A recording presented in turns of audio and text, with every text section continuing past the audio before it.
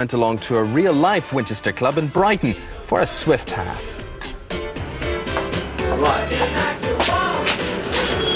You have to be a member, OK? You don't get in.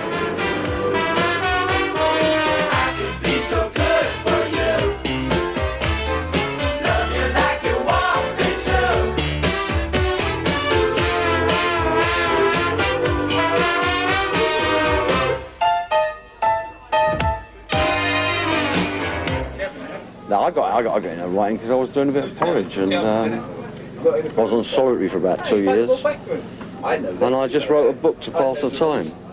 I suddenly realised that I could earn more writing about it than I could at it. Because I belonged to a gang that couldn't shoot straight. We were always getting nicked. You know? So. What are you doing here, Arthur? Up on one, are you? Me? No. You know me, Mr. Chisholm. I'll keep well away from villainy. No, I've just had lunch break. I'm doing jury service.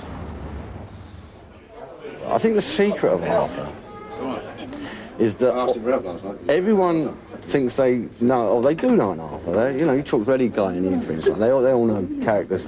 That's why people love it, because they all know an Arthur. Dave, taking the oath, haven't I? Oh, my God. Mustn't discuss it with anyone outside the jury room. The fellow in the Father Christmas gear made that very clear. He believes in God, believes in Queen and country, and yet he's this massive hypocrite. If I, or any one of those 11 other good men and true, betray that sacred trust, geezer up for receiving clobber, part of a lorry load. Seems like a nice boy. Was it very difficult writing for Gary after writing for Dennis for so long? I suppose in reality, a guy like that, a young whiz kid in the East End today, wouldn't have anything to do like that. Arthur would be a joke. He'd say, look at that silly old sod over there. What's he talking about? Is he kidding? Standing there, you know, blah, blah, blah. But being family made it work. I don't know what's happened to this once green and pleasant. Top jollies consorting with strumpets, rampant reporters. Where's it all going to end? Makes you think, doesn't it? And who is it who suffers, Dave? The poor, honest entrepreneur. He is the one who gets fitted. It's no wonder Bob took the plunge and Hazel done a runner. The end is nigh when you can't rely on the establishment to act proper. You know, there's something wrong with him, Dave. I would think without a doubt that in 20, 30 years' time, they'll still be showing Minders. You know, when we've got 5 million channels, which will be next year, someone will be tuning in. Well, let's hope that comes true. Tony Hoare, the man who put pen to paper and brought Arthur Daly to life. You were looking back at those episodes, and the way people remember Star Trek episodes, you were remembering episodes of Minder. Well, that was a particularly good one about the when Arthur changes the jury's decision, like 12 Angry Men.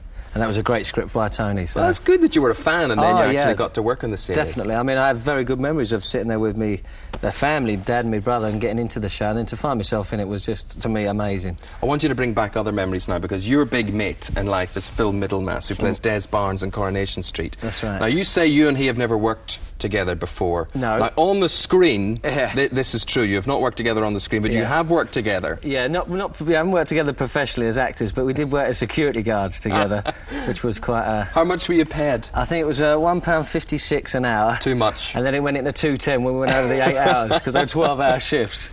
But, I mean, and it's sort of true in life. Phil's quite... he's a lucky guy, and when we actually got our assignments, I had a week in Northfleet in Kent, working as a security guard in a diamond sort of factory. Yeah.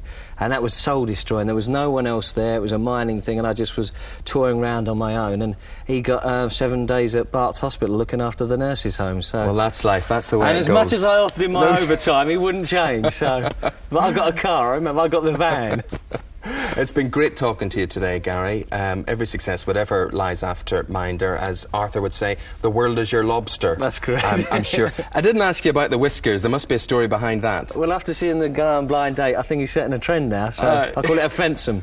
Davy Fensum. Good luck. We'll look forward to watching. Gary, thank you very much indeed for coming in today. Minder tonight, of course, on ITV at 8:30. We'll be back next week at the same time to do it all again. Thanks for watching. Bye-bye.